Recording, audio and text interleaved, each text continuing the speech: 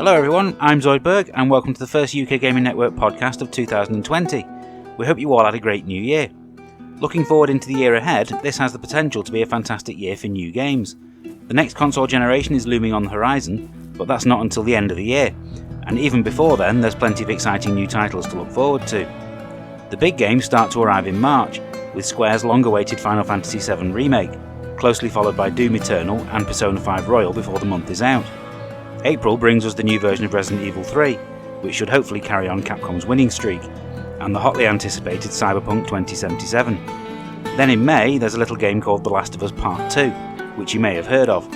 Hopefully that release date won't slip anymore, but to be honest, we'd gladly wait however long it takes Naughty Dog to get it right. Those games will undoubtedly get all the hype leading up to their respective releases, but we at UKGN have always looked beyond the AAA market for some potential hidden gems. Vampire the Masquerade Bloodlines 2 is one such title, ending a 15-year wait for a sequel to a game that didn't get the sales it deserved, but built up a nice cult following in the years since its release. Also arriving at some point this year is Spelunky 2, the follow-up to one of our favourite indie games ever, and if you want something truly unique, you should check out Lair of the Clockwork God, from the makers of The Swindle, which looks truly fantastic. There are no actual release dates yet for any of these, beyond a vague 2020, but they could all be well worth the wait. Then there's the games we actually know little about beyond interesting cinematic trailers, such as Ghostwire Tokyo and Deathloop. Also, will we actually get to see the long-rumoured new Fable, or Nintendo's beleaguered Metroid Prime 4? Let's hope so. It's easy to forget that this time last year nobody even knew about the existence of Apex Legends, so we can only imagine what surprises the year will have in store for us too. After a disappointing 2019, we're cautiously optimistic about the year ahead. As it's the start of a new year, we thought it was time to make some gaming resolutions for the upcoming 12 months. Let's see if we can keep any of these beyond the end of January.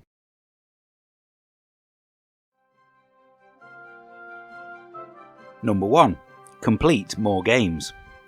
We'd be the first to admit that we don't finish enough games, but despite what some members of our team would have you believe, it's almost never a skill issue. We simply get bored and move on before the end. Fill your game with too many identical missions and tedious fetch quests, or just have it go on too long, the chances of us seeing the climax are greatly diminished. If we're going to complete more games in 2020, then the developers need to play their part as well, by making it so that we actually want to finish them. We should also point out here that finishing games has nothing to do with achievements or trophies. In a lot of cases you can finish the story and still have only a handful unlocked after all. We've never let a difficult platinum trophy stop us from playing a game that looks good, and we're not going to start now. Number 2. Make more walkthroughs. Completing games leads nicely onto our second resolution.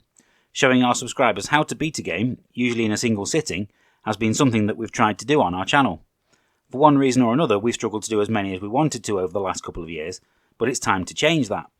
There's an ever-growing list of games that we could make videos of, and we're going to strive to do them as soon as possible. We've even considered doing some full playthroughs of retro adventure games. There's a huge back catalogue of games out there that we'd love to play again, and we think you'd like to see them too. If there's something particular that you'd like to see our team tackle, then drop us a suggestion in the comments. First thing we knocked off our to-do list was finishing those pesky second challenges on Untitled Goose Game. The full video of that is available now. Number 3. Stop buying games we already own. The next one, I think, is something we're all guilty of. Buying games we already own on another console. Because we live in an era of staggered release dates, usually with regard to indie games, great games can come out months later on new consoles. Take Hellblade for example, which came out on PS4 almost a full year before the Xbox.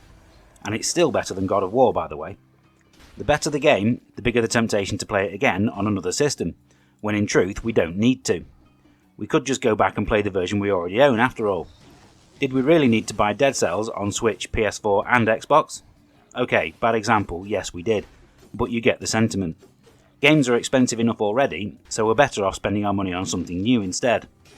Obviously, if Sega suddenly decide to re-release Outrun 2, this resolution will have to go straight out the window. Number 4. Don't buy digital for the sake of it. While we're on the subject of buying games, we really need to stop buying absolutely everything as a digital download. We'd be the first to admit that we love the convenience of having a digital copy, but there are a number of reasons why physical copies are better. In our Xbox library we have every F1 game since 2015, when all we need is the latest. If you're the type of person who buys FIFA, PES or Madden every year, then the disc is generally your best option, as you can trade the old version in. The price is also a factor, with downloads generally costing a lot more, particularly on Switch, where first-party Nintendo games never drop below £35, even in sales. If you pre-order a big release from some online retailers, not only is the price appealing, but there's also a chance that your game might turn up early as well. A decent games collection looks fantastic on the shelves too, as any retro collector will tell you. Number 5. Step out of our comfort zone. Our last resolution is perhaps the most important, as one thing we're definitely guilty of is playing the same kind of games over and over again. For me, it's driving games. To the untrained eye, Project Cars, Forza Motorsport, Gran Turismo and Grid are all essentially the same game. But for me, they're all completely different.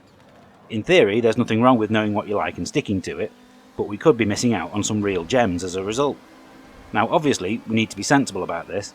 We're not going to make someone who's squeamish play the latest VR horror game, any more than we're going to make me play a Final Fantasy game. But there are definitely games out there that we would normally skip just because they're in a certain genre. We're going to be open to new experiences this year, and who knows what we might find as a result. January is always a slow month for new games, so as we've got nothing new to play, let's review some games we finally got around to playing this week. Dead End Job is a fun, if slight, twin-stick shooter roguelike that puts you in the role of a paranormal exterminator, or Ghostbuster if you prefer. This instantly gives it an edge over similar games, as you don't just shoot wildly. You have to capture the enemies too once their energy bar is depleted. The cash that you earn from one game can be spent on permanent upgrades for the next, and it's all mildly diverting for a few hours, but the lack of variety in locations and enemies soon starts to hurt the game. Visually, it looks like a Cartoon Network show come to life, but not one of the great older shows. We're talking about one of the new, rubbish ones. That either means that I'm too old, or this game is not really aimed at me. I'll go for the latter. It's like the developers came up with the name first and then tried to build a game around it. Once they'd come up with the concept and written an entertaining song to accompany the intro, the inspiration seems to have run out.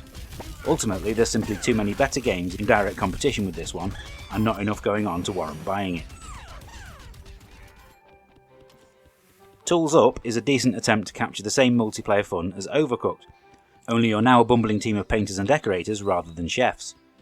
Up to 4 players can work together to complete a job, which is usually indicated on a set of blueprints found somewhere in the level. You'll be required to paint walls, rip up and lay carpets, mix plaster and put up wallpaper, and the levels get gradually more and more complex as you go. It can be great fun, as it isn't long before the same arguments start to emerge, as you get in each other's way, knock over paint pots and miss the delivery man. But the game's shortcomings also start to be revealed. It's like the game was only play-tested for functionality, and not for whether its systems are actually fun.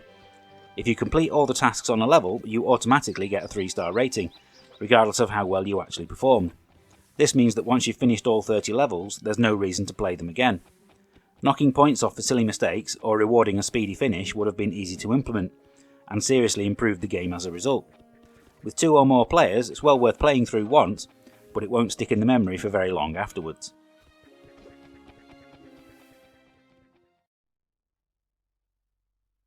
Now this would be the moment where we'd usually name our Retro Game of the Week, but instead, this week we're going to say a special thank you to all our subscribers.